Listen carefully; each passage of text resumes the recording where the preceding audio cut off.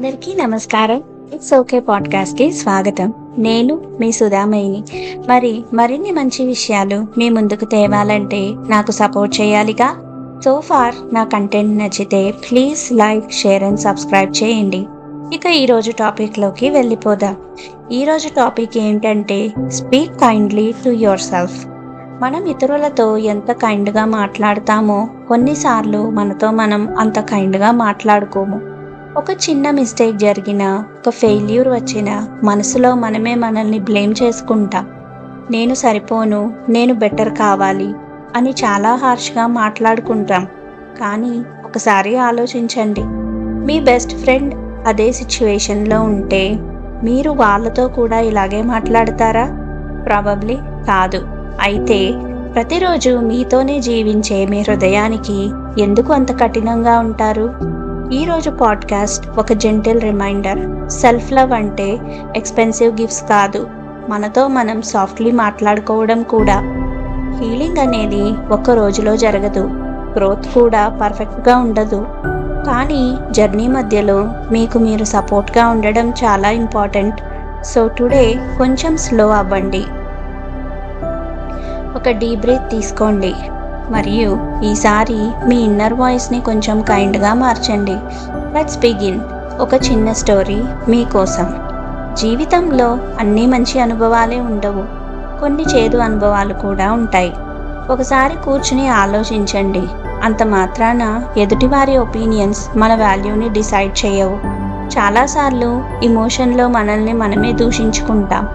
కానీ ఈ జీవితంలో చివరి క్షణం వరకు మీతో ఉండేది మీరే. అందుకే మీ పట్ల మీరు కొంచెం ప్రేమగా ఉండండి. నేను ఈ స్టోరీ ఎక్కడా చెప్పలేదు, కానీ ఇప్పుడు చెప్పాలి అనిపించింది. ఎందుకంటే ఆవేశంలో, కోపంలో తీసుకునే డెసిషన్స్ చాలా డేంజరస్ అయి ఉంటాయి. కొంచెం ఆగి ఆలోచించి తీసుకునే డెసిషన్స్ వల్లే లైఫ్ బాగుంటుంది. సరే, ఈ అమ్మాయి పేరు మహి అందాం.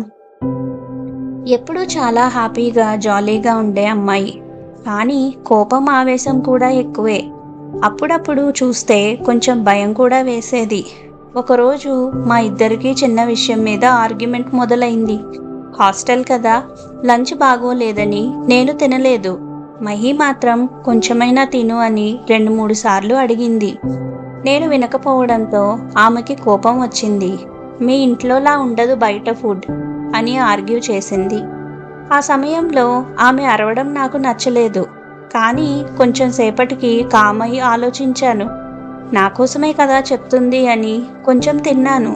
అప్పుడే ఆమె కూడా శాంతించింది. తర్వాత తెలిసింది, టైం దాటితే ఫుడ్ ఉండదు, బయటికి కూడా పంపరని. ఇంజనీరింగ్ అయిపోయింది, పెళ్ళిళ్ళు అయ్యాయి, పిల్లలు కూడా వచ్చారు.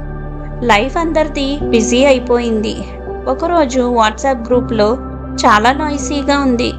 ఏమైందని అడిగితే మహి చనిపోయింది అన్నారు. నాకు చాలా పెద్ద షాక్. ఫుల్ డీటెయిల్స్ తెలియవు, కానీ కపుల్స్ మధ్య ఒక రాత్రి పెద్ద ఆర్గ్యుమెంట్ జరిగిందట. తరువాత ఎవరి రూమ్లో వాళ్ళు వెళ్ళి లాక్ చేసుకున్నారట. మార్నింగ్ హస్బెండ్ వెళ్ళి డోర్ తెరిచి చూస్తే మహి హ్యాంగింగ్లో కనిపించిందట.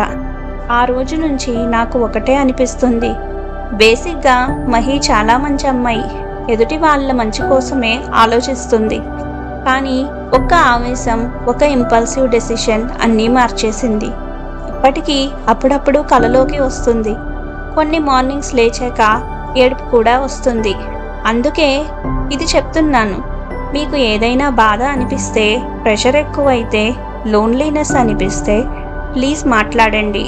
మీ క్లోజ్ ఫ్రెండ్స్, కజిన్స్, ఫ్యామిలీ లేదా ప్రొఫెషనల్ హెల్ప్ అయినా తీసుకోండి. లోపలే బాధ దాచుకోకండి. ఒక బ్యాడ్ డే బ్యాడ్ లైఫ్ కాదు, ఒక ఆర్గ్యుమెంట్ జీవితానికి ముగింపు కాదు, ఒక మిస్టేక్ మీ విలువను తగ్గించదు. ఫ్రెండ్స్, జీవితం చాలా విలువైనది. మీ ఫుల్లెస్ట్గా హ్యాపీగా జీవించండి. ముఖ్యంగా మీరు ఇతరులకు ఇచ్చే ప్రేమలో కొంచెమైనా మీకు ఇవ్వండి. Be kind to yourself. మళ్ళీ డైలీ డోస్ ఆఫ్ మోటివేషన్తో ఇంకో ఎపిసోడ్లో కలుద్దాం. అప్పటి వరకు మిమ్మల్ని మీరు చాలా జాగ్రత్తగా చూసుకోండి. Signing off, సుధామయ్యి.